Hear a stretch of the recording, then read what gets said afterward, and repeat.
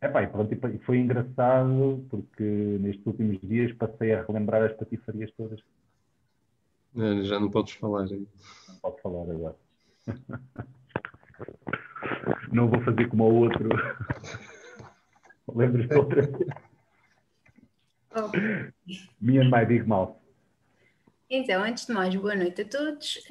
Quero agradecer ao Dr. Nuno Gonçalves e ao Dr. André Simões por terem agradecido logo prontamente o nosso convite e agradecer também a todos os que nos acompanham em direto através do Facebook da ANEMD. Quem for tendo perguntas ao longo da sessão, vou pedir para que escrevam nos comentários, que depois no fim serão todas respondidas. Vou começar por apresentar os nossos convidados. O Dr. Nuno Menezes Gonçalves é médico dentista, fez o mestrado integrado em Medicina Dentária na Faculdade de Medicina Dentária da Universidade do Porto, tem o diploma universitário em Periodontologia em Madrid, formação avançada em Implantologia no Porto, membro da Sociedade Portuguesa de Periodontologia e Implantes, fundador e presidente da Associação Independente de Médicos Dentistas, membro do Conselho Geral da Ordem dos Médicos Dentistas, autor de várias publicações e participação em vários cursos de formação e congressos e prática clínica privada dirigida para a periodontologia e implantologia. O Dr. André Simões fez a licenciatura em Medicina Dentária no Instituto Superior de Ciências da Saúde Sul. Ciências da Saúde Sul, ok, obrigada.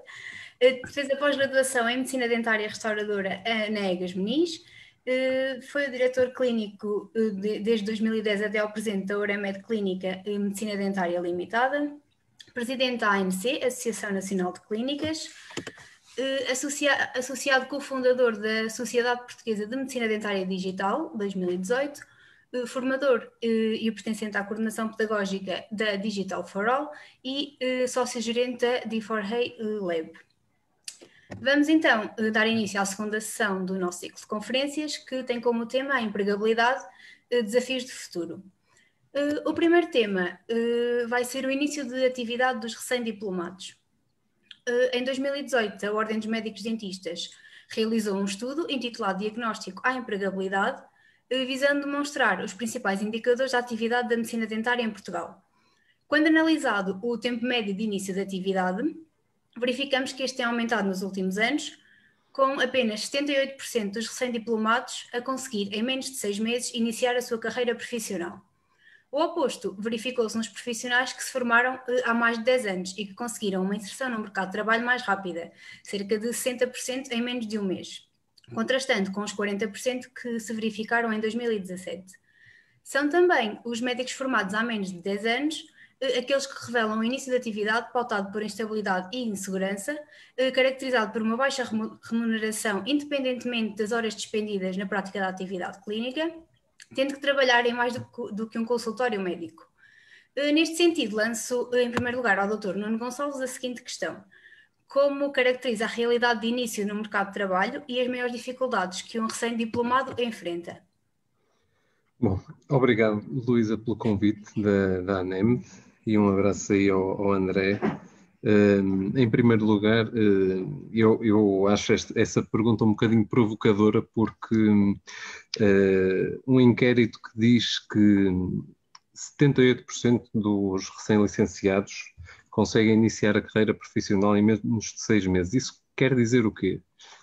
Quer dizer que preenchem a sua atividade diária na totalidade? Quer dizer que trabalham a meio tempo? Quer dizer que trabalham uma manhã? É que isso são várias situações diferentes. Ou seja, eu posso considerar que inicio a minha carreira profissional se estiver a trabalhar uma manhã? Na minha perspectiva, não. Faz-me lembrar um slogan que passou há pouco tempo numa instituição de ensino que dizia que garantia mais de 90% da empregabilidade dos recém-licenciados médicos dentistas, que é completamente falso, é enganador, e para quem quer entrar na medicina dentária, acho que é um péssimo indicador das circunstâncias que se vivem atualmente. Nós em 2018 tínhamos cerca de 10.600 médicos dentistas com inscrição ativa. E é engraçado verificar que vai aumentando o número de estudantes estrangeiros nos cursos e vai diminuindo o número de estudantes nacionais. E também vamos assistindo aqui não só ao aumento do número de alunos que frequentam os cursos, mas também dos estudantes nacionais que depois se formam e migram a todos os anos cada vez mais. Portanto, eu acho que aqui a realidade é que essa empregabilidade, esse indicador é completamente falso.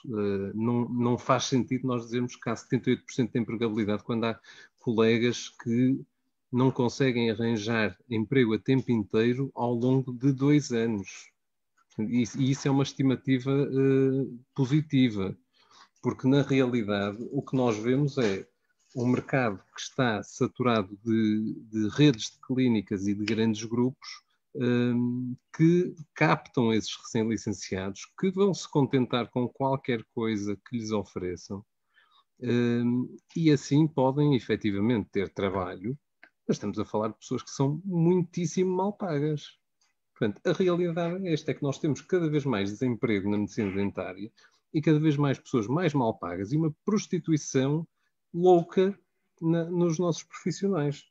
Portanto, não consigo olhar para esta pergunta de tom feliz, porque é um indicador péssimo para quem está a ler os números da ordem, é um indicador péssimo. Depois há aqui uma realidade paralela, que é o que se está a passar nas faculdades, em que nós temos aquilo que eu falei ainda agora do excesso ou aumento crescente de alunos nos cursos, que depois, em que é que se vai traduzir isto? Vai-se traduzir em um acompanhamento de qualidade inferior ao que se verificava, se calhar, há 10 anos, ou mesmo há 5 anos. Vai-se verificar na diminuição do número de atos clínicos que cada aluno realiza, o que é grave. As pessoas estão a pagar uma formação a peso de ouro e estão a praticar cada vez menos, e parece que ninguém se preocupa com isto.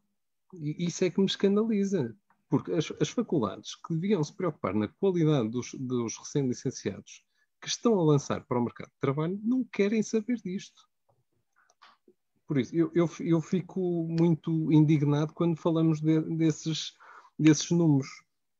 E depois, há uma coisa que falta nas faculdades, e nós, pelo menos eu e o André, temos falado muito nisso, e mesmo na Ordem dos Médicos Dentistas tem-se falado muito disso, que é os alunos não têm noção daquilo ao que vão. Ou seja, nós temos problemas de longo prazo na nossa profissão, nomeadamente a questão dos planos de saúde e da empregabilidade, das condições que são propostas aos recém-licenciados, e não só, a questão de abrir clínica. Portanto, isso são coisas que a faculdade devia preparar os alunos e não prepara.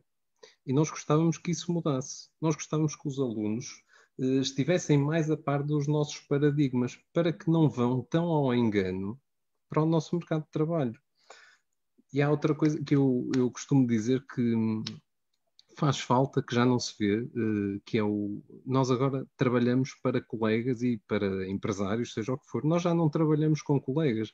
Nós não somos capazes de juntar meia dúzia de colegas para fazer um circuito de referenciação de casos clínicos, sem medo de perder o paciente.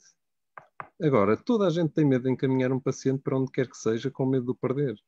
Portanto, eu gostava que nós trabalhássemos com colegas e não para colegas. Devíamos estar mais unidos na profissão. Por exemplo, comprar um tomógrafo, um CBCT, porque é que não se podem juntar meia dúzia de pessoas para comprar um aparelho desses, em vez de estar a comprar cada clínica, que é um custo estrondoso, e depois cada um manda os seus pacientes para aquele sítio, sem medo de os perder. Isso já não existe. As pessoas não têm esta capacidade de se unir e de fazer esta referenciação. E eu lanço esta pergunta para os estudantes e os que se estão prestes a formar, que é: quantos de vocês se sentem realmente capazes de exercer a vossa atividade clínica sem supervisão. Ou seja, quando vocês são capazes de estar num gabinete o dia inteiro a fazer qualquer tipo de tratamento sem precisarem de ajuda de ninguém. Porque agora a moda é, nós queremos ser especialistas de tudo. Nós queremos ser especialistas do canal mesiovestibular, nós queremos ser especialistas das facetas, queremos ser especialistas de tudo. Mas atrás disto, só tem que se pensar que nós precisamos ser bons generalistas. Nós precisamos de saber fazer um acompanhamento ao longo dos anos dos nossos pacientes. E não há esta preocupação. Toda a gente quer fazer 1001 pós-graduações, quer se diferenciar, porque acha que é assim que vai ter sucesso no mercado. Não. No mercado só vai ter sucesso se souber ser generalista e, a partir daqui, começar a diferenciar-se em pequenas coisas para assegurar outro tipo de serviços, outro tipo de tratamentos aos seus pacientes. E é pena que os recém-licenciados não tenham esta noção de que é bom estar 6 meses, 3 meses, 1 ano a assistir a consultas, sem não querer sair da faculdade e partir logo para a carga. Passar uns tempos, fala-se com um médico amigo, um conhecido, mais experiente, e vai-se para a clínica dele e assiste-se às consultas. Porque a assistir às consultas no início da profissão aprende-se muito. E eu acho que o André partilha disso, acho que também tem alguns colegas a fazer isso na clínica dele. Eu próprio fiz isso durante 6 meses e aprendi imenso do que não fazer e do que fazer em determinadas situações. E é esta ânsia de querer ganhar a vida que nós devemos combater.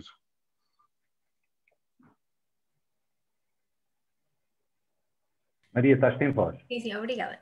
Obrigada, Dr. Nuno, pela resposta. Pergunto agora ao Dr. André Simões se existe viabilidade num jovem médico dentista querer investir na abertura de uma clínica e quais os principais desafios que deve ter em conta.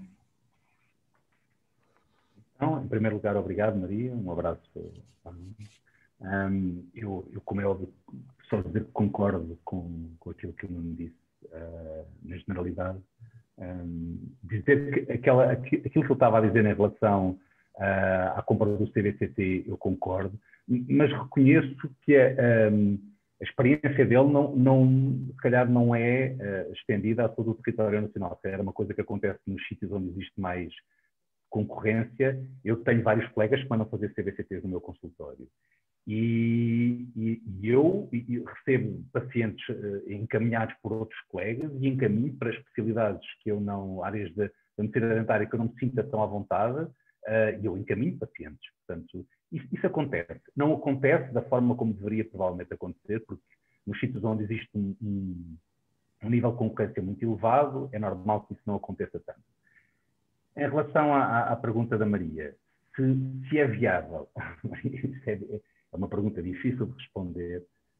Viável pode ser, desde que a pessoa esteja disposta, por exemplo, a poder ter que fechar a clínica passados 2 ou 3 anos, por não conseguir suportar os custos, por exemplo. Eu, em relação a esta questão da empregabilidade, deixe-me só dizer, eu fiz uma pequena pesquisa há bocadinho antes à tarde. Fui a um site que se chama portaldoemprego.pt e fiz um search. Fiz uma pesquisa de medicina dentária. Apareceram 3 anúncios. Depois fiz uma pesquisa de eletricistas. Apareceram 28 ofertas. Depois fiz para motoristas, 26 ofertas. As pessoas têm que ter, exatamente aquilo que o Nuno disse em relação à empregabilidade, têm que ter a percepção exata daquilo que quer dizer que, já não me lembro qual é que era o número exato, 78% das pessoas terem ao fim de 6 meses.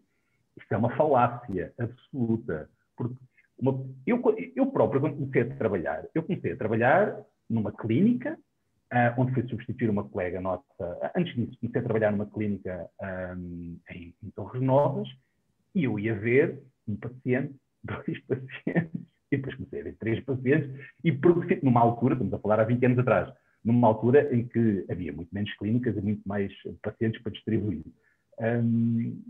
Portanto, é preciso ter esta noção de que o mercado de trabalho está altamente saturado, e isto é uma coisa que é mais do que sabida. Em relação à sua pergunta em concreto, quais é que são os desafios e se é viável? Acho que isso depende muito da envolvência e da experiência do colega em causa. Acho que se tu tiveres um pai e uma mãe dentista e tiveres podido assistir aos teus pais durante 4 ou 5 anos da formação e tiveres uma noção exata do que é o mercado de trabalho e do que é o funcionamento de uma clínica, podes eventualmente ir replicar isso noutro sítio. Não tendo, acho que é muito complicado. Já falámos isso no outro dia na reunião que tive convosco. As exigências a nível da medicina dentária são gigantes. Abrir uma clínica hoje em dia é um tormento em termos de processos burocráticos e de exigências. Em alguns casos, isso, por um lado, tem um lado positivo, que é que fez com que os nossos postos de trabalho sejam altamente seguros, em termos de biossegurança, fez com que haja uma diminuição brutal. Eu tenho 44 anos, mas eu sou médico de província, trabalho na província, eu sou da altura em que uma colega nossa, que veio de Inglaterra e que é minha amiga, me disse, quando chegou aqui à minha terra, e a primeira vez que veio de Inglaterra tinha 8 ou 9 anos, o médico dentista, que não era médico dentista, era um odontologista, estava a comer maçãs e depois fumou um cigarro dentro do consultório. As pessoas têm que ter a percepção de quantas coisas evoluíram e quantas as clínicas, o que as clínicas são hoje em dia, comparativamente com aquilo que eram há 20 ou 30 anos atrás. O nível de exigência, portanto, como eu disse, é enorme. Há um grande problema neste momento relativo à radiologia, é uma questão que a Ordem está, tanto quanto sei, a tentar resolver. Todos os anos há mais uma pedrinha na engrenagem para o normal funcionamento, há mais algo com que nós temos que nos preocupar. Há coisas que são redundantes, por exemplo, temos que utilizar dosímetros que vêm progressivamente a zero e depois temos que fazer baritagem ou forrar de chumbo os nossos aparelhos radiológicos, mas depois temos que fazer avaliação da radiologia. Há uma série de dinâmicas no consultório que são complicadas de gerir. Para além disso, a maioria dos colegas tem que ser médicos dentistas e tem que ser gestores e tem que ser e tem que fazer as compras das clínicas e o investimento. Uma clínica, há 30 anos atrás, pressupunha um determinado tipo de investimento. Hoje em dia, o investimento é muitíssimo maior, porque em termos eu tenho no meu consultório microscópio, CBCT, laser, scanner intraoral, localizadores de Apex, vários motores de endodontia. O que é que me está a fazer? Temos uma panóplia de instrumentos e de coisas que nos melhoram enormemente o trabalho, mas que tem um custo gigante. Um CBCT pode custar 30, 40, 50, 100 mil euros. O microscópio pode custar, percebe? Portanto, tudo isso somado. E depois, em relação à vossa... Eu tenho que fazer isto, é um bocado chato, mas em termos geracionais, aquilo que o Nuno disse é muito verdade. A geração que começou, se calhar, um bocadinho na minha, que tivemos a sorte de ter um upgrade na qualidade de vida, ou seja, os nossos pais tiveram muito provavelmente um upgrade em relação à qualidade de vida dos pais deles, nós em relação aos nossos. Não sei se isso vai acontecer com os nossos filhos, mas devido a este aumento da qualidade de vida que as pessoas têm tido, criou-se uma ideia de que há uma série de coisas que estão garantidas e de que a pessoa que não tem que penar, e tem que se penar muito, e tem que se trabalhar muito para se chegar onde muitos de nós mais velhos chegaram. E esta geração tem tudo como garantido. E aquilo que o Nuno disse também, tirou umas palavras da boca, já da outra vez falámos disso, que é quererem ser o super especialista, porque vivem numa ilusão daquilo que aparece no Facebook e no Instagram, de colegas nossos, que trabalharam imenso para conseguir aqueles resultados e que a pessoa não pode achar que ao fim de 2 anos de experiência profissional vai conseguir ter aqueles resultados. E pronto, já falei sempre mais. Manda-me calar, Maria, quando for assim, porque eu quando começo a falar é um comboio em movimento. Olha, vou só acrescentar aí uma coisa ao que disseste, porque isso que estavas a dizer quando começaste a trabalhar, é que estas estatísticas até podem dizer os 78%. Até pode ser uma pessoa que arranja uma clínica para trabalhar a tempo inteiro, mas depois é daquelas que pode vir para cá trabalhar, mas tem que trazer os doentes. Pois. Eu tenho aqui, deixa-me só ler aqui um anúncio que alguém me mandou aqui nos últimos tempos para vocês perceberem o que é o... Procura-se médica dentista com boa apresentação e comunicação de excelência. Começa bem. Trabalho generalista. Importante a capacidade de elaborar bons planos de tratamento, saber executar todas as valências da medicina dentária com qualidade, para trabalhar a full-time de segunda a sábado.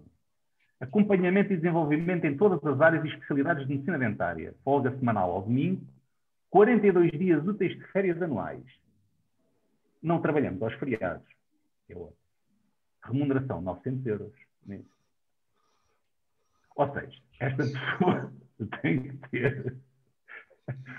ter, como é que diz? Saber executar todas as valências da medicina dentária com qualidade para ganhar 900 euros por mês.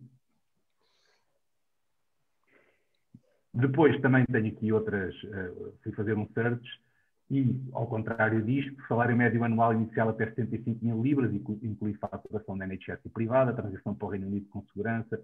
Quer dizer, quem olha para isto, claramente. E depois tenho aqui também, só para acabar, onde é que está? Tinha aqui um anúncio, não encontro agora, mas vamos seguir e depois já tenho aqui. Não, eu já vi, daqui a bocadinho já vi. Podes seguir, Maria. Ok, obrigada. E, antes de passarmos ao segundo tema, vou só voltar a reforçar que pode haver pessoas que não estiveram no início, para se alguém tiver alguma pergunta, deixar nos comentários que depois no final vamos responder. Passamos agora então ao segundo tema. Assiste-se neste momento a uma tendência de inversão do paradigma da profissão, onde grande parte dos médicos dentistas exercem por conta de outrem. A tendência migratória acentua-se ano após ano e o início da atividade é mais demorado e caracterizado por remunerações baixas. Tendo isto presente, lança a seguinte questão ao Dr. André Simões: que consequências poderão ter as dificuldades enfrentadas pelas clínicas durante a pandemia nas condições de trabalho dos mais jovens? Então, Maria, nesta altura, o elo mais fraco, se calhar, serão quem tenha menos experiência, provavelmente, ou seja, como a nossa profissão é manifestamente uma profissão com, na esmagadora maioria, sem vínculos laborais, portanto, somos profissionais liberais. Um diretor clínico, provavelmente, nesta altura, se tivesse que escolher no seu consultório entre manter alguém que tenha muita experiência clínica ou alguém que tenha menos experiência clínica, provavelmente quem deixará de receber paciente será a pessoa que tem menos experiência clínica. As dificuldades que a pandemia nos trouxe são várias. Uma delas é o aumento enorme de custos que temos por duas razões. Uma é que aumentámos o tempo de consulta. Pelo menos eu aumentei, penso que eu via doentes de 45 em 45 minutos para a esmagadora maioria das consultas, outras seriam mais, e passei a ver doentes de hora a hora e não consigo ver menos do que isso. Eu tenho 20 anos de experiência e não sou propriamente lento a trabalhar. E por outro lado, os custos que foram duplicados, triplicados, em alguns casos, quadriplicados com os EPIs. E manter um consultório nesta fase é muito mais dispendioso do que é.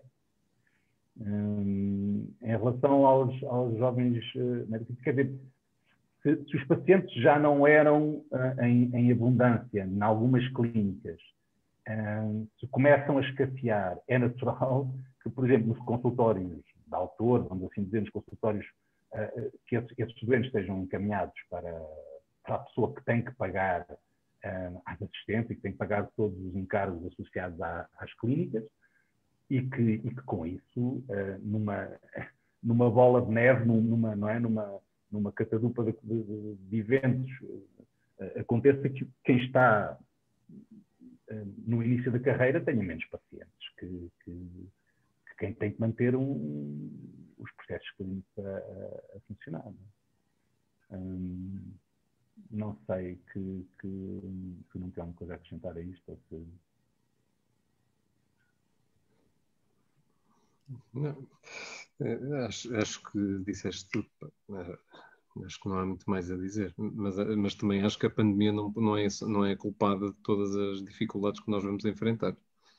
Não, claro que não. E muita coisa que já estava mal que foi agudizada agora com isto, claro. Sim.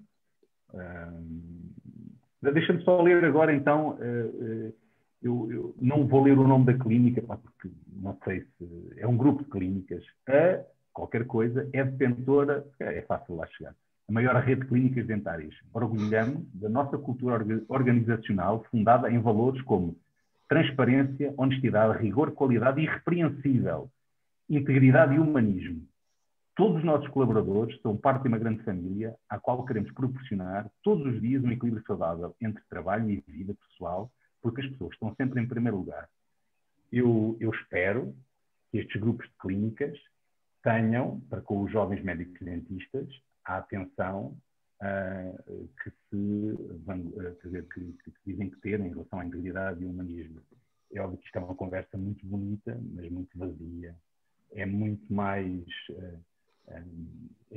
num grupo grande de clínicas em que os médicos muitas vezes são vistos como números, serão certamente os primeiros a pôr a andar. Os médicos dentistas mais...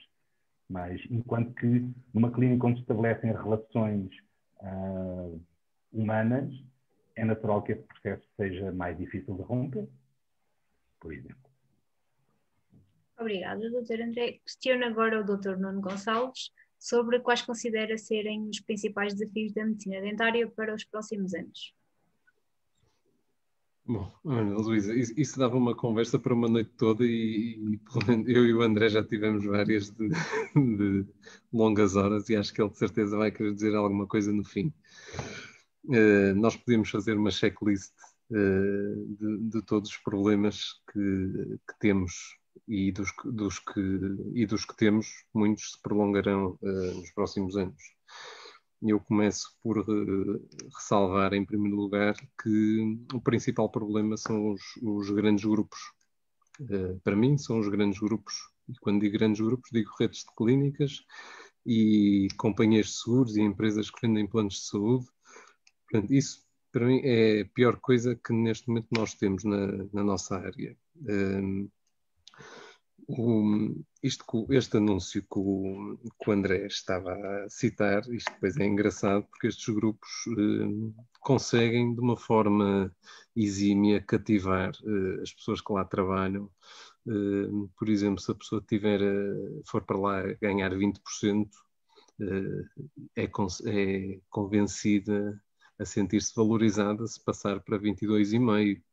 Portanto, para o gestor aquilo são, obviamente que de 20 para 22,5 numa rede são várias centenas e vários milhares, mas consegue arranjar ali uma pessoa que ao subir aquele escalão dos 22,5 já fica muito contente e há de ficar lá muito tempo a trabalhar.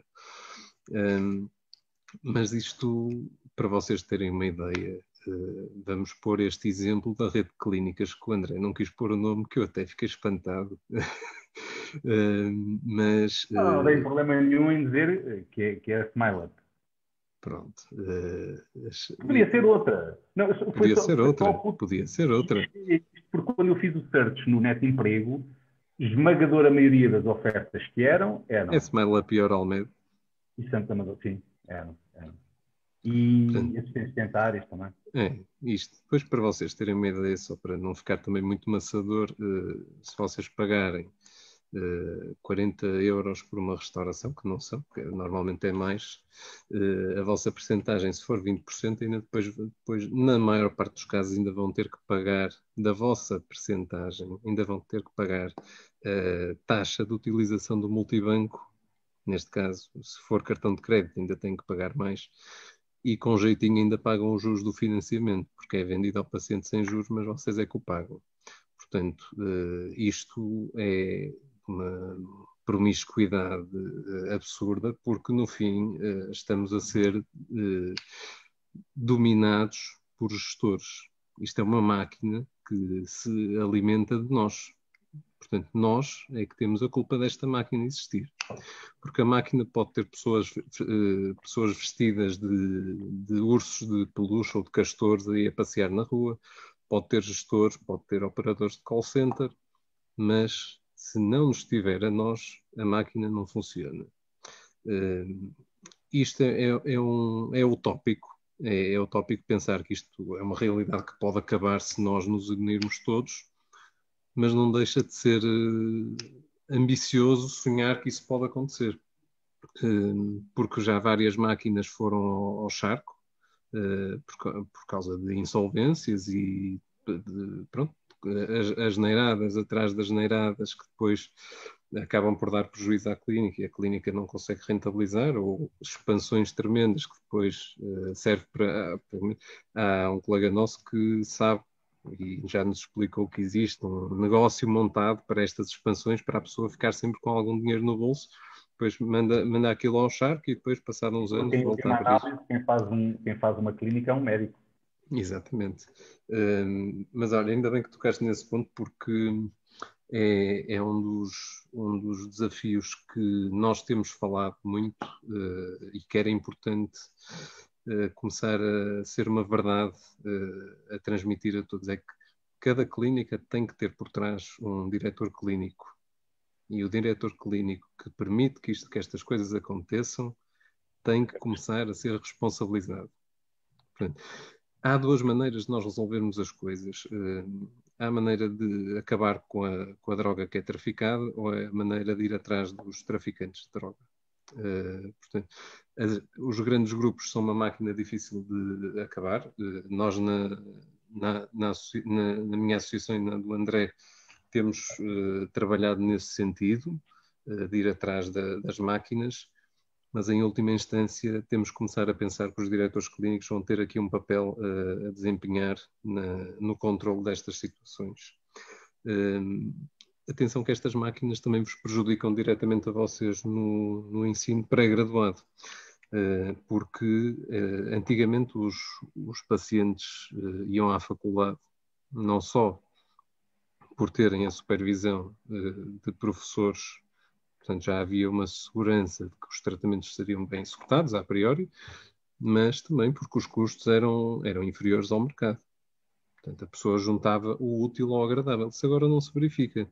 Agora, os preços que se praticam nas faculdades são superiores muitos preços que muitas redes praticam. E quando digo redes, digo também outro tipo de clínicas.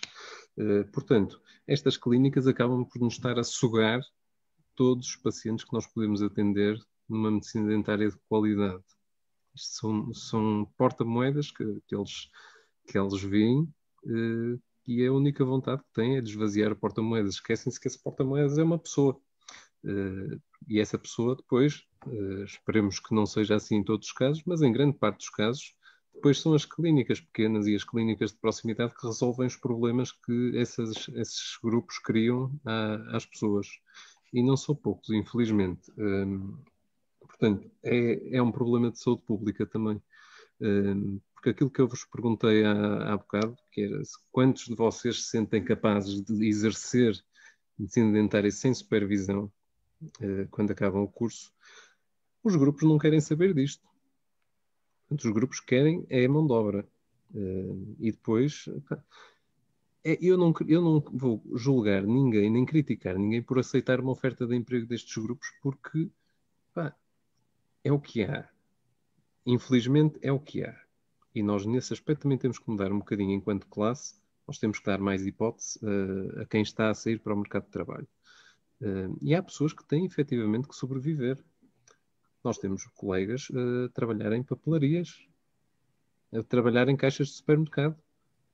E eu percebo que para alguns custe engolir o orgulho e trabalhar nessas superfícies. E é legítimo. Por isso, nós temos aqui um papel de responsabilidade comum em evitar que estas situações aconteçam. como é que isto acontece? Em primeiro lugar, temos que deixar de ter esta classe autofágica que parece que estamos a cobiçar sempre o cêntimo do outro, e se o outro tem uma clínica melhor que a minha, ou se o outro tem um equipamento melhor que o meu, nós não podemos continuar a agir dessa forma. E depois é outra coisa que também temos falado muito, que é os treinadores de bancada na medicina dentária, que é só ir aos fóruns e ver toda a gente a mandar postas, seja porque faz chuva ou porque faz sol. Nunca estão contentes nem com a chuva nem com o sol. Mas depois, para levantar o rabinho e ir fazer alguma coisa, ninguém faz. Portanto, é como o exemplo das clínicas agora. Estavam chateados porque fecharam e agora estão chateados porque ficam abertas. E depois andamos nisto, andamos sempre a criticar-nos uns aos outros, e não perdemos um bocadinho de tempo para primeiro perceber porque é que as coisas estão a ser feitas, o que é que está a ser feito. Pois, porque é que as coisas são assim? Ninguém se lembra, se calhar, da falta de apoios que tivemos no primeiro confinamento. Agora, eu compreendo que em algumas situações seja complicado de termos clínicas com uma funcionária apenas. Epá, mas caramba, o peso de ter clínicas fechadas é muito superior, e a imagem que passa da nossa profissão é muitíssimo pior. Portanto, é muito importante que nós nos juntemos enquanto classe e paremos de mandar os bitites atrás do teclado, porque atrás do teclado é muito fácil. É difícil é falar com as entidades, falar com a ordem, falar com outros movimentos e começar a tentar fazer alguma coisa para melhorar a situação. E depois, só para concluir, que já me alonguei aqui um bocado, há um pormenor muito importante que já se verifica há cerca de 5 anos, que é, desde que temos este governo de geringonça, que há um descrédito enorme no papel das ordens profissionais na regulação da profissão. Portanto, há aqui uma transferência de competências das ordens para as entidades reguladoras, que não fazem a mínima noção do trabalho que está a ser feito no terreno. Ou seja, as ordens profissionais que têm o papel de regular o que nós andamos a fazer estão a ficar sem esse papel para outras pessoas que estão atrás de uma secretária dizerem o que é que nós devemos fazer. Portanto, é urgente, mais do que nunca, apostar nestes movimentos associativos e movimentos de cariz cívicos, para criar aqui plataformas de luta pelos bens comuns à profissão. E acho que a Ordem, neste momento, tem desempenhado esse papel corretamente, de procurar as sinergias, mesmo com a ANEMP e mesmo com as nossas associações. Acho que é mais do que nunca importante estarmos todos no mesmo barco, porque, como alguém dizia, se o Titanic estiver a afundar, não interessa se vamos em primeira ou se vamos no convés, depois vai tudo ao fundo. Portanto, vamos começar a deixar as críticas de lado e a procurar trabalhar um bocadinho mais em conjunto. Obrigada, doutor Nuno. Vamos então passar ao terceiro tema e último, que vai também um bocadinho de encontro ao que o doutor Nuno disse agora. A classe profissional dos médicos dentistas está a atravessar uma crise profunda, onde a precariedade, a falta de saídas profissionais e o abandono dos médicos dentistas são uma realidade preocupante. A crise que os médicos dentistas atravessam não é de agora, mas ficou evidenciada com a pandemia, pelo que é urgente mudar o rumo atual. Neste sentido, lanço aos dois a mesma questão. Que papel poderá ter o Governo, a Ordem dos Médicos Dentistas, as escolas médico-dentárias e as entidades fiscalizadoras e reguladoras na resolução dos atuais problemas da profissão? Podemos começar com o Dr. Nuno, que também já introduziu o tema.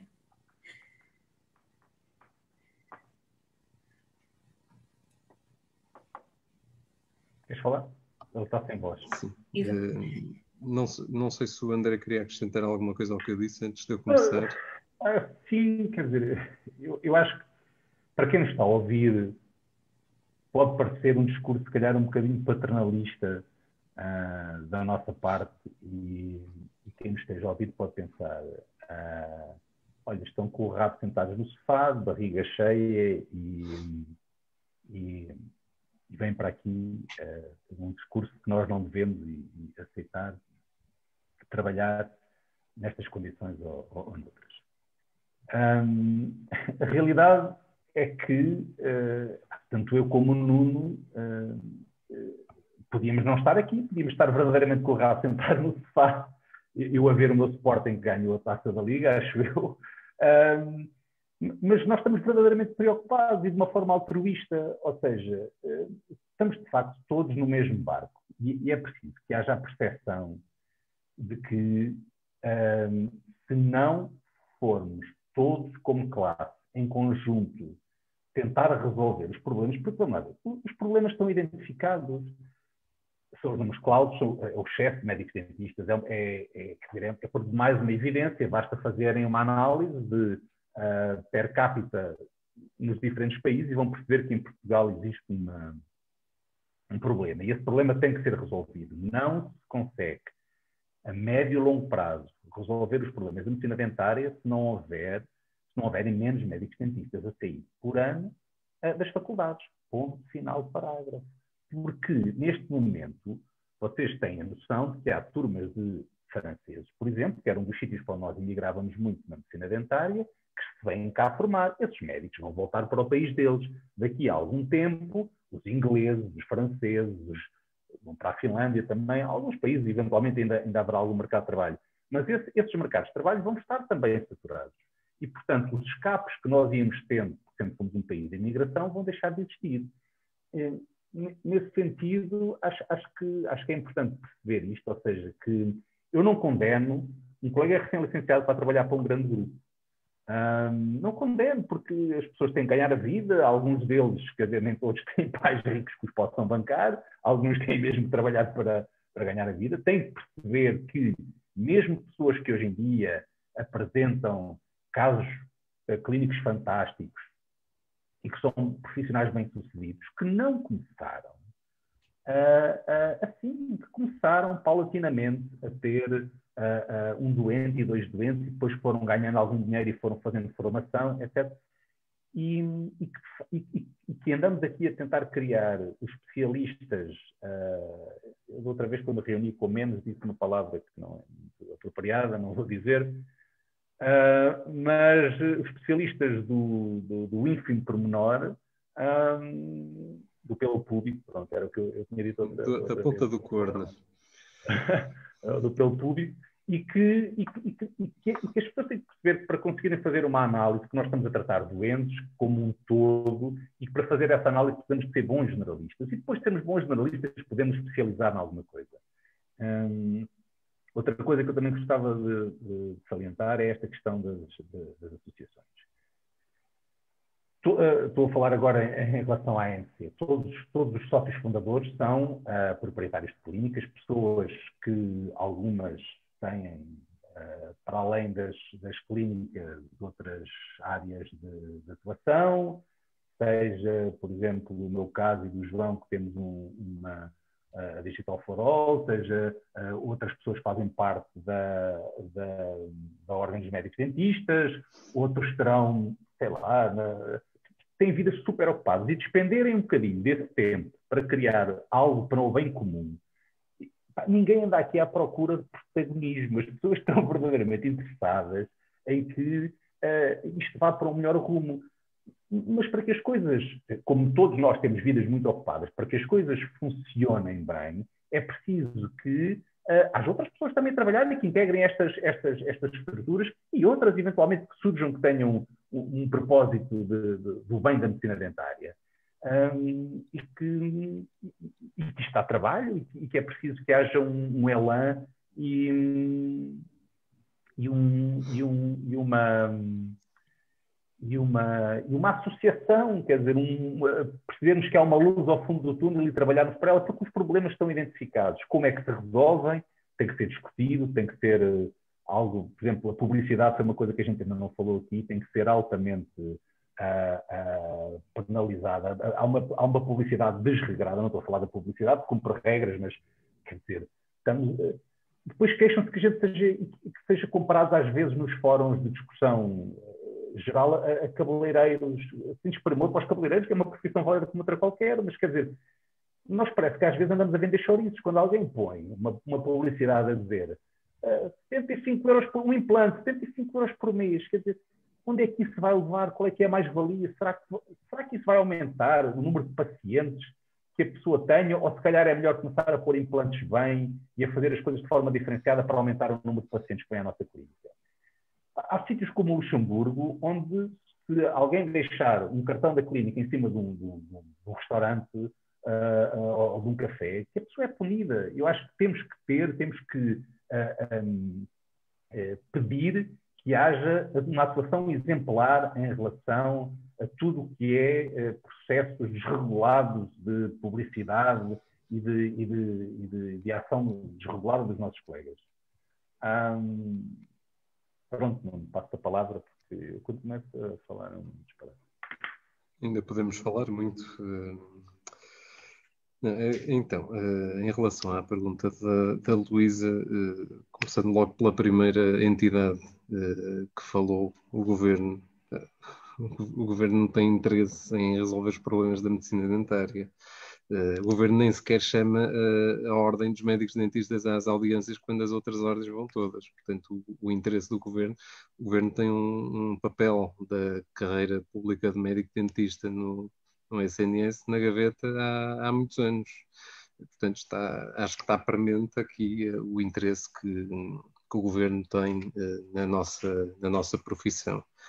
E há uma coisa, antes de passar às outras entidades, há aqui uma proposta que já tenho falado com algumas pessoas sobre isso, que é porque é que o Governo, em vez de estar a enfiar milhões no cheque dentista, porque é que não manda ao cheque dentista um avião de papel pela janela e porque é que não cria uma rede de clínicas com convenção com o SNS, à semelhança do que faz com outras especialidades médicas? Porque assim já não estamos com o problema de que o cheque dentista só paga 40 ou só paga 35 euros e porque os 35 euros temos que usar para não sei quantos tratamentos. Vamos fazer isto de uma forma justa. Tal como fazem os encaminhamentos. Por exemplo, o primeiro exemplo que me vem à cabeça é das ecografias que são encaminhadas para as clínicas privadas com convenção do SNS. Porque é que não se faz uma situação dessas com a medicina dentária e assim asseguramos efetivamente uma medicina dentária de qualidade? Não andamos aqui a enganar os olhos dos outros a dizer que com 35 euros consigo fazer tratamentos de qualidade, que não consigo. Sobretudo quando são 35 euros que tenho que fazer, em alguns casos, tenho que fazer a boca toda com 35 euros. Isso é daquelas situações que o Governo orgulha-se muito dos resultados em termos da saúde oral, mas a realidade é que isto é uma vergonha o que se passa com o chefe dentista. Portanto, há pequenas propostas que se podiam trabalhar se houvesse interesse da parte do Governo, porque eu sei que na nossa parte há imenso interesse. Agora, este interesse, lá está, é aquilo que eu falei há pouco de transferir o que deveriam ser os nossos problemas, transferir para entidades reguladoras, que é o que agora tivemos esse exemplo, que é os senhores das compotas, que acham que sabem as coisas todas e depois temos situações em reuniões que nem sequer sabem o que é uma desvitalização e estão a discutir uma tabela de atos médicos. É algo surreal. Desvitalizações, são tratamentos endodônticos não cirúrgicos. Pronto, isso. Mas pronto, e além disto, a situação que se tem vindo a verificar com a radiologia, como o André disse, estamos a falar de pessoas que não fazem a mínima ideia do que é, se calhar, um sensor intraoral. Um sensor intraoral, se for, até para uma pessoa que tenha 2 dedos de testa, vai lá ver à máquina de raios, ver os números que marca lá na radiação que estamos a lançar, comparar com as películas que usávamos antigamente. Só isso deveria chegar. Mais o tamanho do cone, agora mais os colimadores. Caramba, estamos a brincar. Estamos a equiparar a radiologia da medicina dentária a uma Chernobyl. E depois estamos a pôr aqui pessoas a decidir sobre a nossa área, pessoas que não têm competência nenhuma do que nós fazemos no dia-a-dia. Portanto, isto são exemplos de que, efetivamente, o governo e as entidades reguladoras aqui pouco fazem para nos ajudar.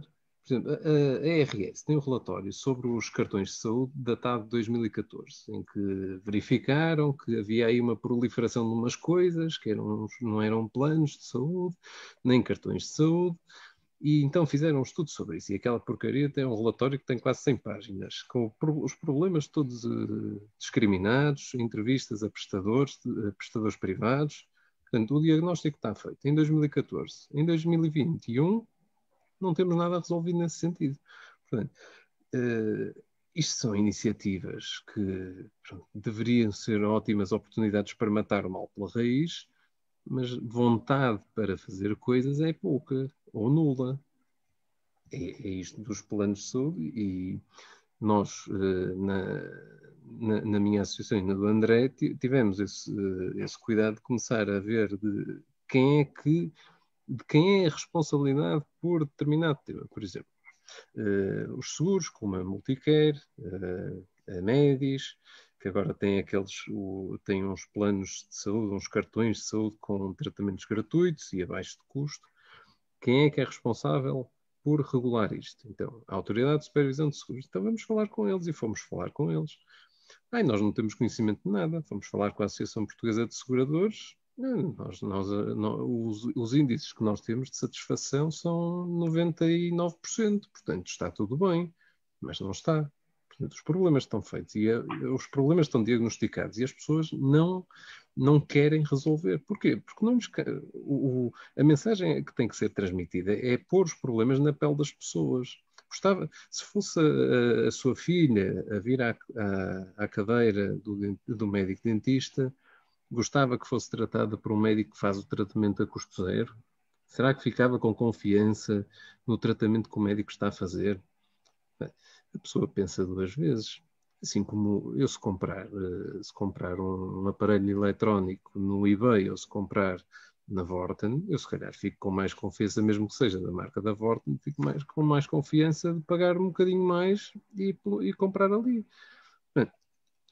A medicina dentária, não querendo equiparar aqui ao comércio de bens e serviços, que infelizmente já se faz muito essa comparação, as pessoas não podem olhar aqui para os preços. As pessoas devem apostar na medicina de proximidade, em saber que vai à clínica X, vai à clínica do André e sabe que está lá o André. E sabe que daqui a um ano, se voltar lá, está lá o André para resolver os problemas. E se não houver problemas, ainda melhor. Fica mais 5 anos, fica mais 10, e depois leva aos filhos, e depois leva aos netos. Portanto, esta relação de proximidade já não existe.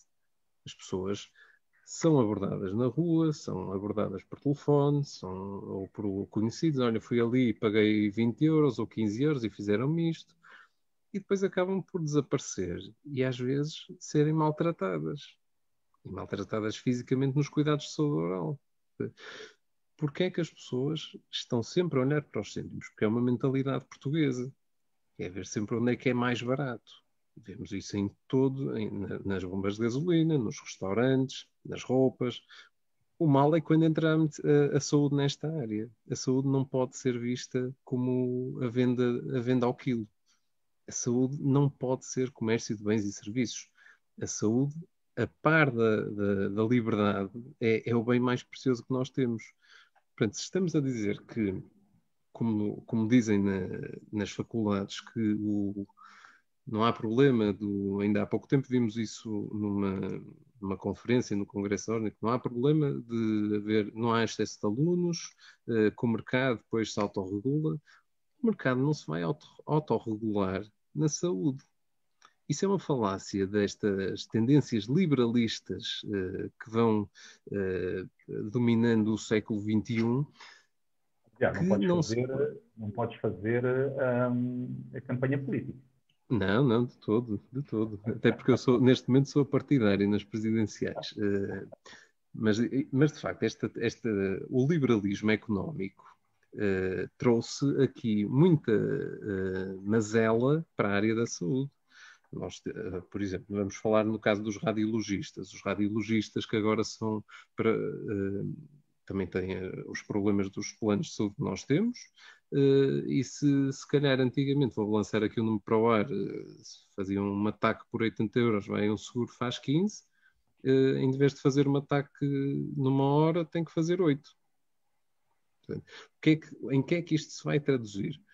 Vamos ter um médico, neste caso um radiologista, a fazer mais tratamentos por hora do que aquilo que deveria fazer.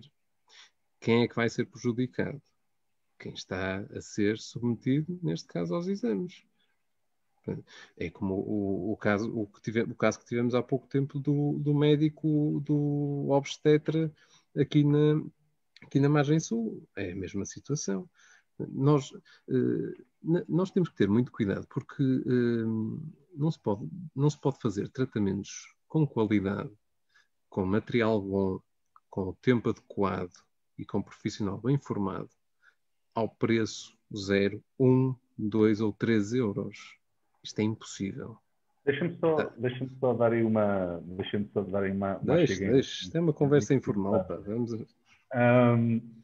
E para não cortarmos todos aqui os pulsos, porque depois começa a ficar altamente depressivo e depois... Eu estou bem porque eu já vi praticamente uma garrafa de vinho, portanto eu estou bem. Mas os problemas estão identificados. Então vamos lá agora tentar encontrar soluções e em relação à pergunta que a Maria fez, tentar encontrar aqui algumas saídas deste filme negro. Primeira coisa, aquilo que o Nuno estava a dizer, antes de tudo mais, nós temos que primar por fazer o melhor tratamento aos nossos... Há uma coisa que é fundamental as pessoas perceberem, e que eu acredito que nas gerações mais velhas, mais novas, muitas das vezes, se calhar nem sequer se ensina bem isto na faculdade, que é o princípio da iatrogenia. Ou seja, muitas das vezes, não fazer é a solução. E nós vivemos numa sociedade em que estamos totalmente vocacionados para o tratamento. E vamos andar a retratar, não quero que isto seja uma coisa muito clínica, mas retratar lesões que estão assintomáticas, e vamos andar a tratar cáries interproximais, que são cáries de esmalte, que podem lá estar 10 anos ou 20 anos. Portanto, isso é uma das coisas que é fundamental para os colegas recém-licenciados. Saber fazer um bom diagnóstico. Isto é fundamental, tem que se ensinar nas faculdades, todos os dias. E isto só se consegue também depois com experiência e com treino. Eu aprendo todos os dias na medicina dentária, todos os dias eu aprendo alguma coisa, em cada caso que me aparece é um desafio e todos nós aprendemos alguma coisa. E depois, esta outra ideia, ser bons generalistas, antes de ser o especialista do pelo público, ser bons generalistas, saber dominar as diferentes áreas. É óbvio que não podemos saber, é difícil sabermos muito ortodontia, mas pelo menos, quer dizer, aquilo que são os pilares da medicina dentária, termos conhecimentos sólidos e estruturados em relação a isso. Depois, em relação ao que é que a OMD, o Governo e... Qual é que era a outra coisa, Maria? As escolas médico-dentárias e as entidades fiscalizadoras e reguladoras. Então, em relação ao OMD... Olha, deixa-me acabar, então. Está bem. Estou só. Depois eu perco o fio à meada, pá. Então vai, força. Não, olha, também é rápido. Pronto, em relação à ordem, já falámos das entidades reguladoras e do governo. A ordem, aquilo que eu falei há pouco do papel pedagógico sobre os médicos dentistas, isto tem que acontecer. E é inconcebível que haja um conselho deontológico e disciplina que não tenha essa vontade de ver as denúncias serem resolvidas em tempo útil, de ter inércia e pôr limitações a propostas que possam surgir no sentido de contrariar estas práticas da publicidade, das relações pouco transparentes. Isto, a mim, enquanto médico dentista, e ao André também sei que isto custa, porque em última instância o Conselho Deontológico e Disciplina pode ser um instrumento poderosíssimo para melhorar a profissão. Até diria, se calhar 50% dos nossos problemas podia ser resolvido dessa forma. Portanto, daqui em diante, é muito importante que haja esta pressão sobre o Conselho Deontológico e Disciplina para ser proativo, para não ter receio de levar a cabo medidas que visem melhorar a profissão, mesmo que isso ponha em causa incidir sobre médicos dentistas. Isso para mim, uma resolução que não tem outra forma de ser vista. Depois da parte da ordem, acho que, já disse há pouco, mas acho que mais do que nunca deve-se apoiar aqui nos movimentos associativos, e acho que nesse aspecto está a conseguir fazê-lo, porque, não, e quando digo nos movimentos associativos, digo também nas profissões de saúde, procurar aqui plataformas comuns. Como fizemos há pouco, conseguimos ter uma reunião com a Ordem dos Médicos e com a Ordem dos Médicos Dentistas e mais 2 associações, e procurar ainda mais, profissões, porque o governo, de facto, já conseguiu descredibilizar a Ordem dos Enfermeiros, já conseguiu descredibilizar a Ordem dos Médicos. A nossa, pronto, infelizmente, temos um trabalho a fazer, um longo trabalho pela frente, mas é assim, uma coisa é abordar uma ordem isoladamente, outra coisa é termos um exército de profissionais de saúde todos a tocar a mesma música. Aí as coisas já funcionam de maneira diferente. Portanto, acho que os movimentos cívicos partem daqui, e é muito importante que haja esta união entre classes profissionais. E para terminar, não posso deixar de apelar à questão das faculdades. É inconcebível, é impossível que as faculdades sejam coniventes com o que se está a passar.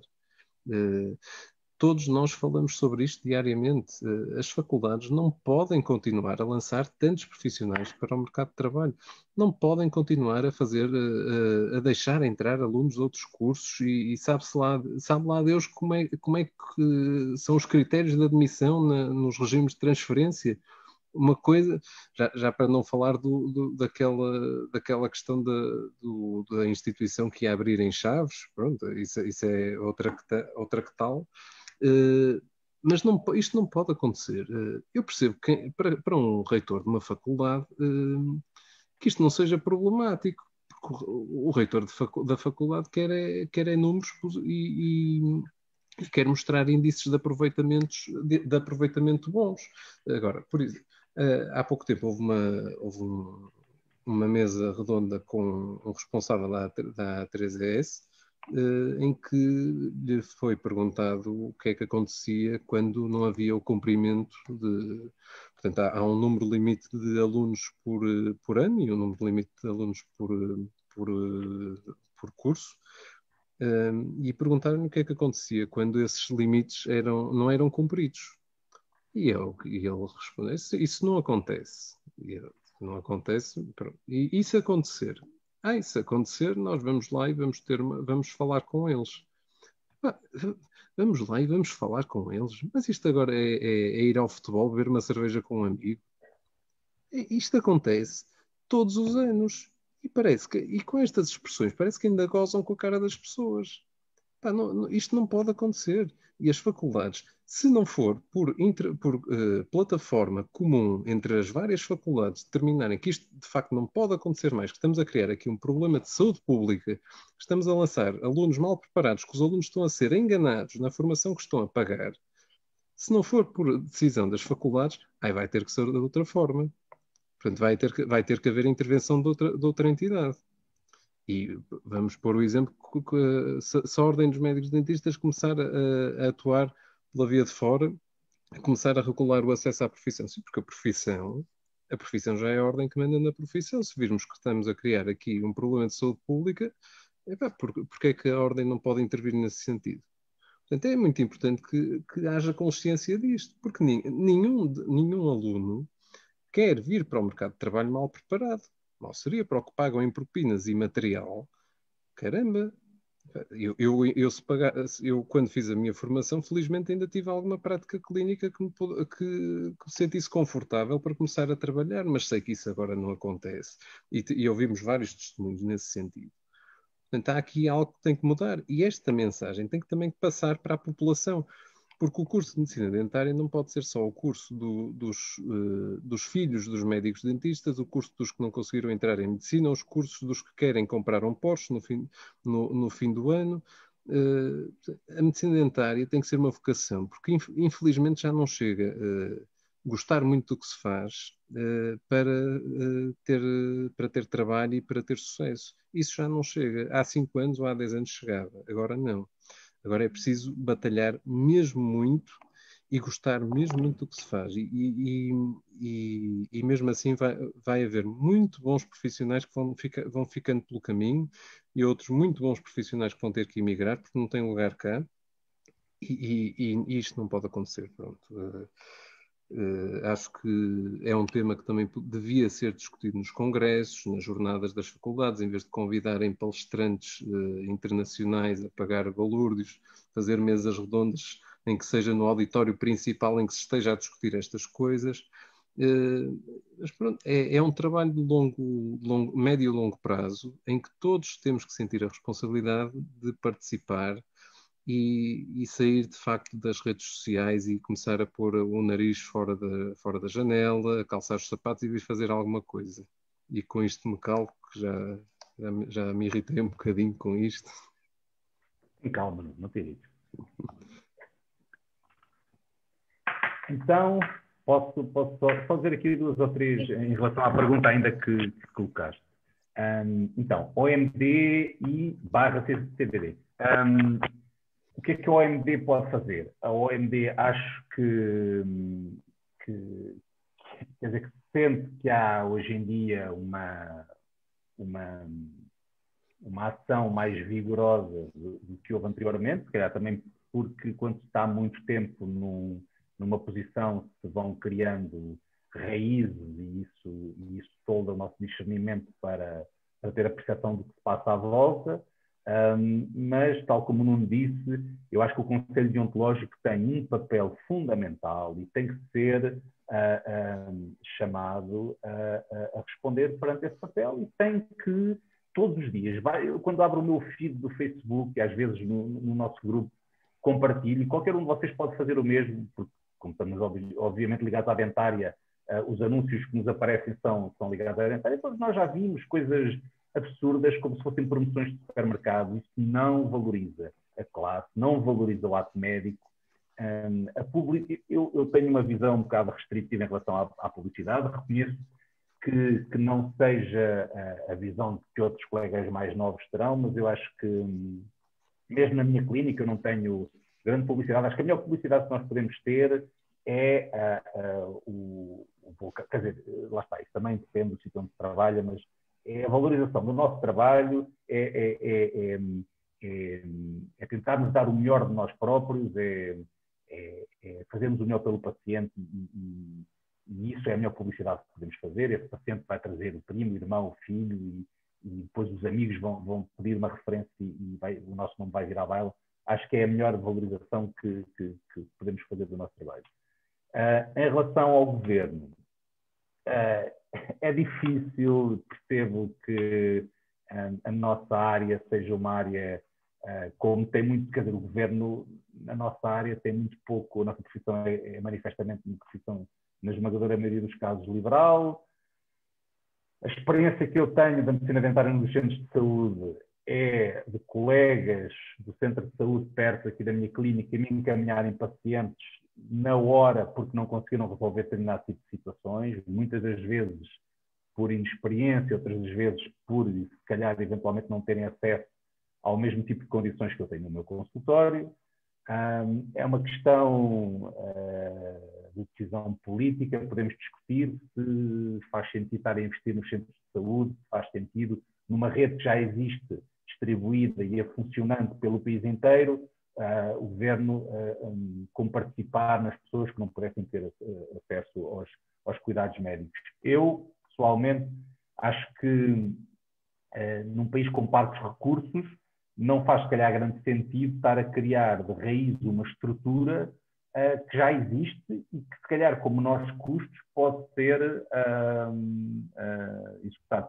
Ao contrário daquilo que, por exemplo, se calhar acontece nos meios hospitalares, que existe uma rede instalada há muitos anos e funcionando, apesar de, como vemos agora, as limitações que qualquer rede tem quando entramos numa pandemia como esta que nos assola.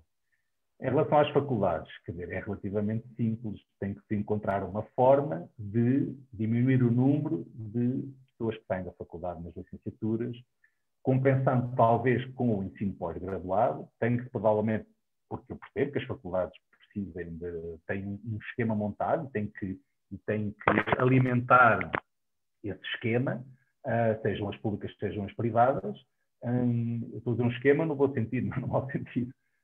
Portanto, existe uma estrutura montada que tem professores, assistentes, funcionários e esse esquema está montado para uma determinada dimensão. Portanto, se calhar aqui a compensação seria uma situação que era uma win-win situation, que era as pessoas estariam valorizadas em termos de formação porque faziam mais ensino pós-graduado, diminuindo o número de pré-graduado. Em relação às entidades, são várias, o Nuno já falou disto, quer dizer, acho que tem que haver um controle também de toda esta parte que não está ligada ao deontológico dos planos de saúde. Isto tem que ser algo muito mais bem regulamentado.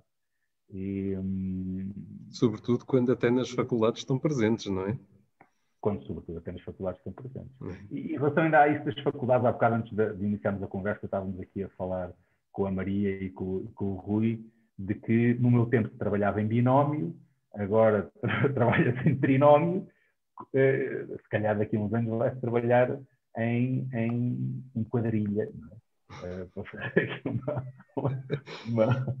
uma piada, quer dizer, não... Há coisas que têm que ser respeitadas. Uma pessoa, é óbvio que na faculdade não se ensina tudo, mas os mínimos chamam-se mínimos porque são mesmo mínimos, não é? Aquilo é o mínimo, deve fazer dali para cima. Se a pessoa não cumpre os mínimos, estamos a criar um problema que, em última análise, pode ser um problema de saúde. Portanto, agora, fazendo um círculo e voltando à primeira pergunta que me fizeste, foi se a pessoa, a primeira ou a segunda, se um colega recém-licenciado pode estar preparado para montar uma clínica. Quer dizer, se não se cumprirem os mínimos, se a pessoa não tiver um nível de formação aceitável, como é que se pode sentir de estar ao comando? É a mesma coisa, tu tiras a carta de condução, tu não estás preparada para ir guiar um Fórmula 1. É natural, tens que passar por um processo, tens que, primeiro, guiar aquele carro velho do teu tio, que o teu pai te comprou e que está a cair aos bocados e que não passa dos 60, para depois, quando começares a trabalhar e ganhares algum dinheiro, conseguires comprar um carro um bocadinho melhor, e depois, se gostares do desporto automobilístico, vais um dia fazer uns autocross, ou como é que aquilo se chama, e depois um dia, se calhar, até se fores como aquele nosso colega, o Miguel Oliveira, que chegou ao topo do desporto motorizado no motociclismo. Quer dizer, há um processo que tem que... Há um caminho que se vai caminhando, há uma escada que tem que ser escalada. André, desculpa interromper, mas da mesma forma que tu não dás a um filho um Ferrari quando ele tira a carta, pelo menos espero que não o faças, é entregar a um recém-licenciado uma clínica novinha em folha para ele explorar. Vamos lá ver, não quero dizer que isso não tenha acontecido quando eu acabei o curso. Eu tenho clínica mas é diferente, mas é diferente. Mas as condições são diametralmente opostas. Havia uma necessidade há 20 anos, quer dizer, andando para trás ainda mais, havia uma necessidade imensa de, por exemplo, porque é que surgiram os odontologistas? Porque não havia estomatologistas em número suficiente para acudir às necessidades que a população tinha. Então arranjaram ali um estratagema para... depois vieram os nossos colegas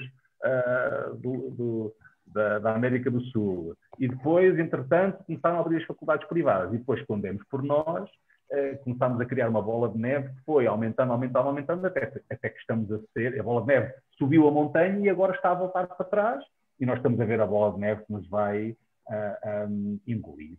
E, quer dizer, há duas coisas, e para não cortarmos aqui todos os pontos e irmos para a cama chorar deprimidos com isto tudo, há saída para isto. Quer dizer, tem que se tomar medidas para ontem, não é para daqui a 10 anos, é para ontem, e que implica que haja uma união da classe, e haverá sempre descontente, haverá sempre aquela senhora que está à janela no Facebook a mandar apostas de pescada, vai sempre haver aquilo que eu não disse, pessoas que no primeiro confinamento criam uma coisa e agora estão a dizer, mas porquê é que estamos abertos e não temos apoio para os nossos assistentes como se o governo fosse o nosso pai? Quer dizer, nós temos que perceber que os governos serviriam para...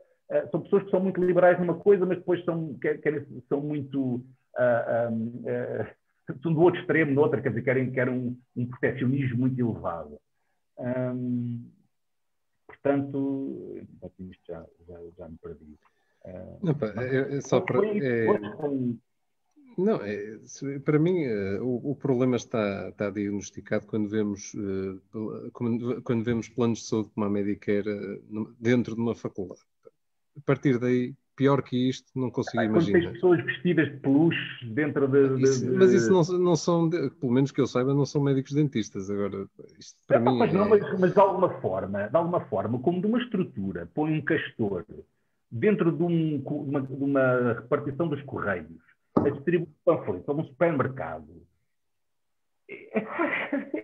Para mim isto não faz sentido. Se calhar sou eu que sou velho do Restelo, mas para mim não faz sentido. É óbvio que depois tu vais ter pessoas a compararem a tua profissão a uma outra coisa qualquer que não é medicina. É óbvio. Quando nós... E isso...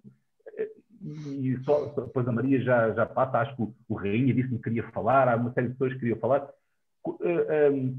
Em primeiro lugar, antes de tudo mais, nós temos que nos valorizar a nós.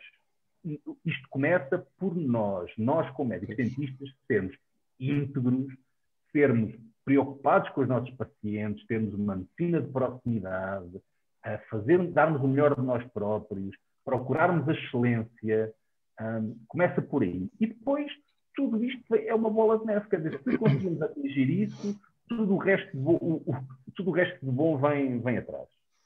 André, mas olha, não quero tirar aqui o monopólio à Luísa, que é moderadora, mas permita-me só fazer uma pergunta aqui ao André, só para contextualizar aquela questão do Ferrari, de entregar um Ferrari a um recém-licenciado nos tempos que correm.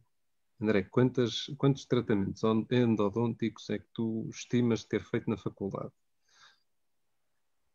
Não sei, estás a fazer perguntas, era difícil. Pronto, mas mais ou menos.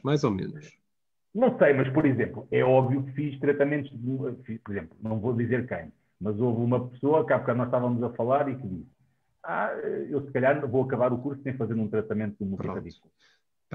Fizeste 40? Não me lembro, mas fiz, olha, é que fiz os mínimos que eram exigidos aquilo, tinha uma caderneta, tinha que se fazer X tratamentos e na altura não havia grande dificuldade. Agora, eu não estou dentro do meio universitário. Eu acredito que os meus mínimos sejam partilhados. Não são iguais aos mínimos de hoje. Não, e que os mínimos de hoje, ainda para mais, sejam partilhados. Partilhados, exatamente. É sabedoria, é conhecimento por osmose. Eu percebo que um colega que esteja neste momento na faculdade perceba, mas eu tenho que acabar o curso. É óbvio, a culpa não é vossa. A culpa não é deles, o problema é esse. Claro, a culpa não é vossa. Mas também tenho que perceber outra coisa muito importante. Quando saírem da faculdade e aceitarem trabalhar para um grupo de clínicas que vos pague 22%, e se os números de médicos dentistas continuarem a aumentar, você tem que perceber uma coisa. Daqui a 2 anos, o gestor das clínicas que está sentado num gabinete a olhar para um gráfico a subir, se ele perceber que vai alguém que vai estar disposto a trabalhar a 20%, esses 2%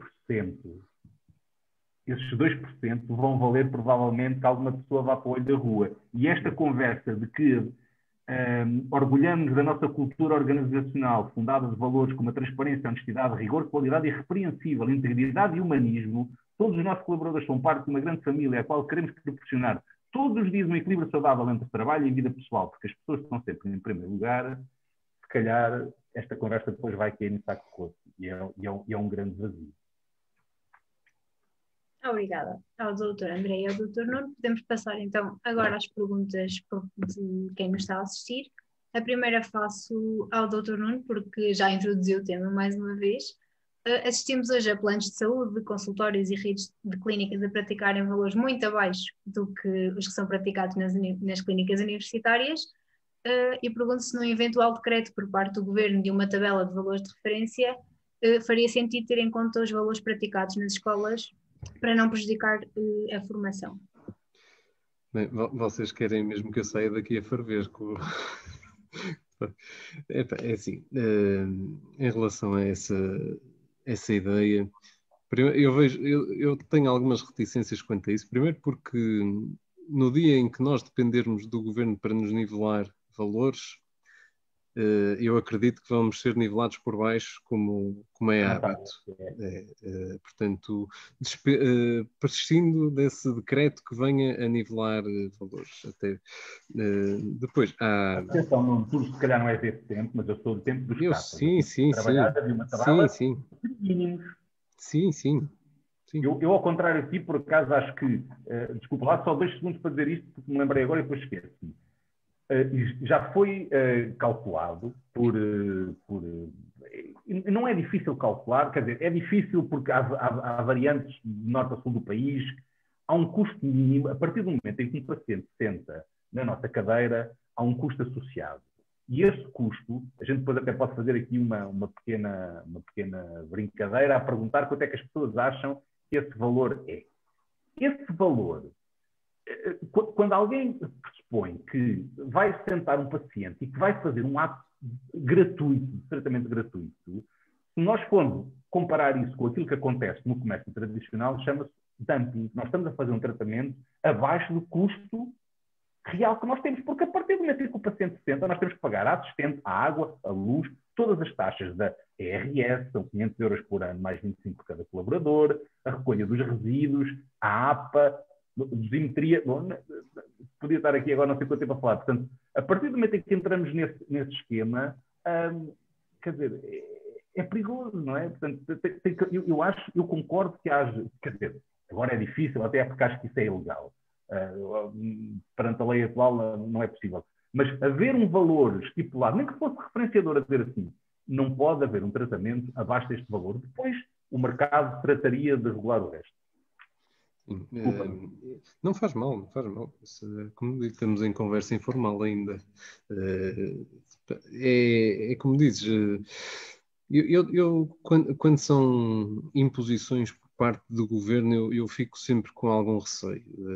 Pode ser a minha veia, a minha ínfima veia liberal a falar, também tenho um bocadinho, mas não gosto de autoritarismos por parte do governo, sobretudo em matérias que eles não têm a mais pequena noção do que é que se estão a fazer. E com os exemplos que já dei há pouco, e posso juntar agora a consideração que o governo tem por nós, viu-se agora recentemente com a questão das vacinas, porque muito bem que os médicos dentistas na segunda quinzena de janeiro vão começar, mas a verdade é que há sempre alguém a passar à nossa frente. Portanto, a medicina dentária regulamentada pelo governo em termos de valores não me parece uma solução positiva. Eu acho que há outras maneiras de fazer isso, nomeadamente através de estudos sobre os valores, os custos basais dos atos médicos, os custos de funcionamento da clínica, de material, as remunerações, e a partir disso fazer uma tabela que exemplifique com as várias variáveis, que é o número de gabinetes, o número de assistentes, portanto, fazer uma tabela que dê uma estimativa do que é que no mínimo fica cada tratamento. Isso agrada-me mais em termos pedagógicos para nós próprios, para a nossa ordem, que seja feito. Com a interferência do governo, não me parece que seja um bom caminho. Passamos então agora à segunda pergunta que faço, dirigida ao Dr. André. A profissão é caracterizada pela sua componente liberal, esta realidade de não haver um vínculo contratual entre clínica e médico é um desejo pelas clínicas para cortarem em alguns custos direitos desse vínculo, é um desejo por parte do médico, certamente da parte de alguns, sobretudo os subespecializados, ou é uma fraca organização geral por parte das clínicas que podem ter para a mesma função vários médicos. Qual é a que tem mais influência? Esta é uma pergunta completa, é uma boa pergunta. Olha, em primeiro lugar, é uma coisa histórica, é uma coisa, é uma situação que está imposta assim por não haver medicina dentária como existe, sei lá, o NHS em Inglaterra, que funciona, como a gente sabe. Eu conheço alguns colegas, e é uma coisa que progressivamente, se calhar, mudou no mercado de trabalho. Há colegas que estão que têm um contrato de trabalho, no sentido de que têm um ordenado fixo para trabalhar X horas, como imensas profissões que a gente conhece, mas na esmagadora maioria dos casos, a nossa profissão é uma profissão liberal, em que os colegas trabalham sobre uma percentagem que tem vindo a diminuir ao longo dos anos. Quando eu comecei a trabalhar, o valor normal seria os 50%. Sabemos hoje em dia que, sei lá, qual é que é o valor mínimo que tu tens conhecimento? 22? Há quem ganhe menos? Em termos de porcentagem? 15. 15%?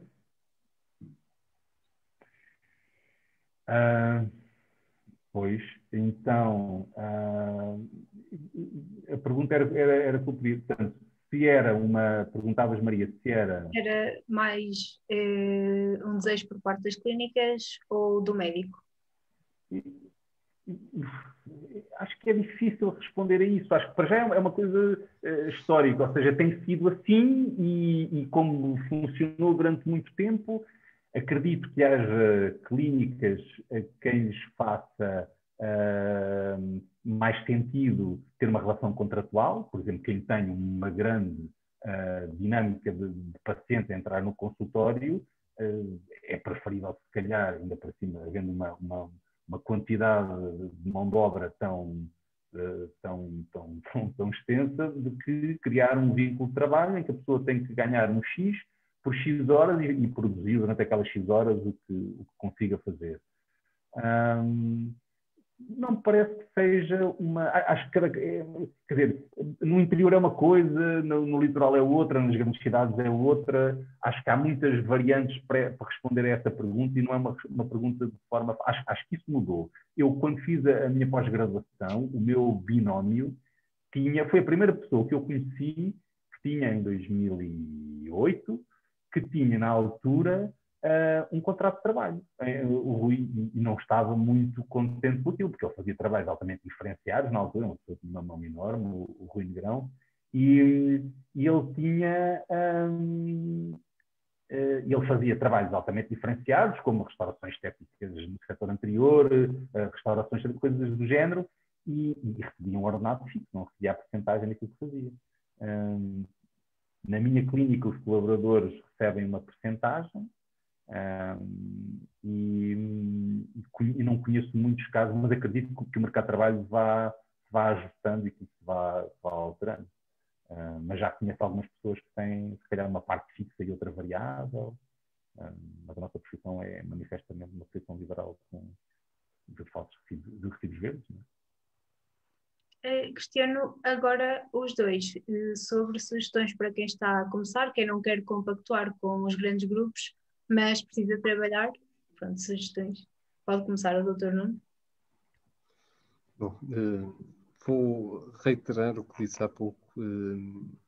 Eventualmente alguém vai precisar de recorrer a uma proposta de emprego desses grupos e não podemos ter uma atitude condenatória sobre essas pessoas, mas que da exceção não se faça regra.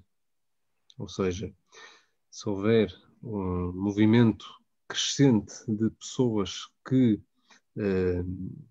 começam a abandonar esses grandes grupos, porque os grandes grupos não têm só recém-licenciados, infelizmente. Os grandes grupos têm pessoas já com muitos anos aqui na praça. E essas pessoas é que se calhar deviam pensar um pouco sobre se estão no local certo, porque já deveriam tentar procurar outras alternativas em vez de estar a alimentar as máquinas com a sua qualidade profissional. Mas as alternativas que eu vejo é de facto que, já que temos tantas clínicas dentárias e tantos médicos dentistas, deveria haver aqui de uma forma talvez solidária e apoiada na ideia do estágio curricular, porque não formar-se através da ordem, formar-se uma plataforma de clínicas dispostas a fazer estes estágios curriculares, com a possibilidade então da pessoa depois ficar lá, mas isto sempre à parte destas propostas do governo. Portanto, uma coisa levada a cabo por nós, enquanto médicos dentistas, de nos apoiarmos uns aos outros e de facto darmos aqui um bocadinho de saída a quem quer trabalhar. Porque, felizmente, muitos dos recém-licenciados querem trabalhar e querem oportunidades. E nós não lhes estamos a dar. Portanto, a culpa também passa um bocadinho por nós, enquanto detentores de clínicas. Eu não tenho nenhuma clínica, mas seria importante que... Diz? Sorte a tua. Pois. Mas seria importante que houvesse um movimento de solidariedade nesse sentido e de apoiar os recém-licenciados a dar-lhes alternativa, porque nós não podemos dizer não aceitem isto, mas de facto não há alternativa. As propostas de emprego que se vê, se for uma por semana e se for para um grande grupo, é o habitual. Portanto, as clínicas pequenas têm que apostar. E se querem valorizar a medicina de proximidade, também têm que dar lugar a entrar nas suas equipas médicos recém-licenciados ou formados há 2 anos ou há 3, para que cresçam com as equipas e que possam fazer parte delas. Senão, não adianta nós estarmos a criticar os grandes grupos se depois também não contribuímos com a nossa parte. Então, deixa-me dar muita coisa para dizer sobre isto. Em primeiro lugar, dar os parabéns à ANM por esta iniciativa e pela proposta que fizeram e que a ANC está e vai discutir agora com eles no mês de fevereiro, acho que não estou a fazer nenhuma confidência, de criar um programa de estágios para os estudantes nos últimos anos de formação poderem assistir nas clínicas que sejam associadas da ANC, poderem assistir a trabalho clínico nos nossos consultórios. É de louvar, gabe-vos de facto a vossa organização e a vossa tenacidade, acho que é de facto de louvar. Depois, o que é que podem fazer? É exatamente isto. Por exemplo, deixem-me contar uma coisa um bocadinho pessoal do meu consultório. Eu sofro há muito tempo, apesar de eu ter colaboradores no meu consultório, tenho um colega que faz cirurgia, que é especialista em cirurgia, tenho uma colega que é especialista em odontopediatria e que tem muita formação em ortodontia e que me faz a ortodontia. Eu quero neste momento ter no meu consultório colaboradores e não faço questão, antes pelo contrário, eu gostava que fosse uma pessoa que não precisa ter muita experiência, mas que fosse alguém que conseguisse fazer aquilo que eu disse há bocado, fazer um bom diagnóstico, ser um generalista. Eu tenho uma dificuldade imensa em encontrar essa pessoa. Pode ser azar meu, eu acho que tenho boas condições no meu consultório, pago uma porcentagem para os padrões, é belíssima. Portanto, eu tenho muita dificuldade. Portanto, há aqui qualquer coisa que não está a jogar, que não está a bater certo. Se as pessoas tiverem, de facto, uma formação pré-graduada boa e se saírem da faculdade e conseguirem ir trabalhar em alguns sítios devagarinho, progressivamente, ganhar experiência e ganhar mão E hoje em dia a informação não é como era há 20 ou 30 anos atrás, que é difícil. Hoje em dia a informação está em todo o lado. Às vezes as pessoas estão a ir gastar dinheiro a fazer cursos, a quantidade de cursos que existe hoje em dia é imensa, e há uma série de coisas, e esses cursos muitas das vezes também estão associados a isto, ou seja, não existe formação pré-graduada muitas das vezes com qualidade suficiente, então depois estamos a criar uma necessidade dos alunos saírem e ir fazer formação pós-graduada em todas as áreas possíveis e imaginárias. Eu, quando saí da faculdade, não havia basicamente cursos fora da faculdade, havia poucas coisas, e hoje em dia, quer dizer, são milhares, não é? Portanto, acho que é isso, acho que é mentalmente esta geração perceber que é uma escada, que tem que ser escalada, que tem que dar os primeiros passos, como eu fiz, fui assistir colegas, comecei a trabalhar poucos dias por semana, fui ganhando experiência, tive a sorte de trabalhar em clínicas onde havia outros médicos que me deram a mão, que me ensinaram, e pronto, depois progressivamente esta escada vai subindo e os degraus vão ficando cada vez menos degraus à frente e mais degraus atrás. Muito obrigada mais uma vez ao Dr. André e ao Dr. Nuno por terem aceito o convite da ANEM. Vamos terminar por aqui, até porque já nos alongámos um bocadinho. E para terminar, queria agradecer mais uma vez também às pessoas que nos assistiram em casa. Penso que foi muito produtivo, principalmente para as pessoas que, como eu, estão no último ano e pronto, isto é um bocadinho uma preocupação de todos. E pronto, obrigada, principalmente ao Dr. André e ao Dr. Nuno por não vão cortar os terem pulsos para estado casa, não vão cortar os pulsos para casa, porque eu adoro aquilo que faço. A nossa profissão é uma profissão que tem uma série de valências, ainda para mais hoje em dia, com toda a tecnologia associada que veio reinventar a profissão.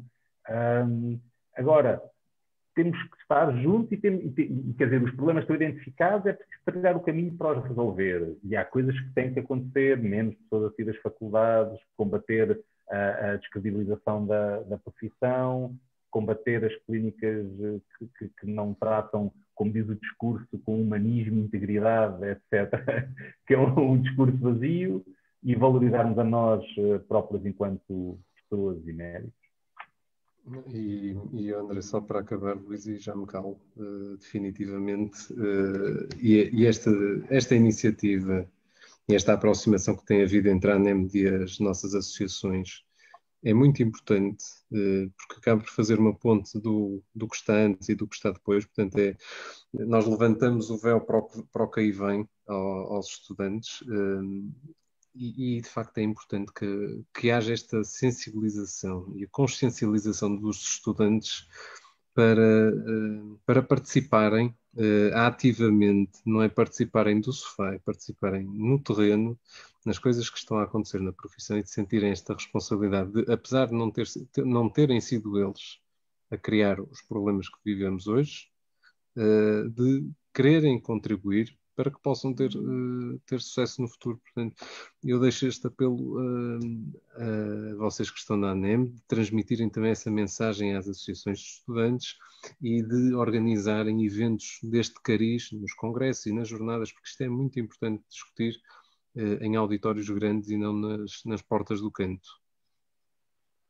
Obrigada mais uma vez aos dois, e pronto, vamos terminar por aqui esta segunda sessão do ciclo de conferências.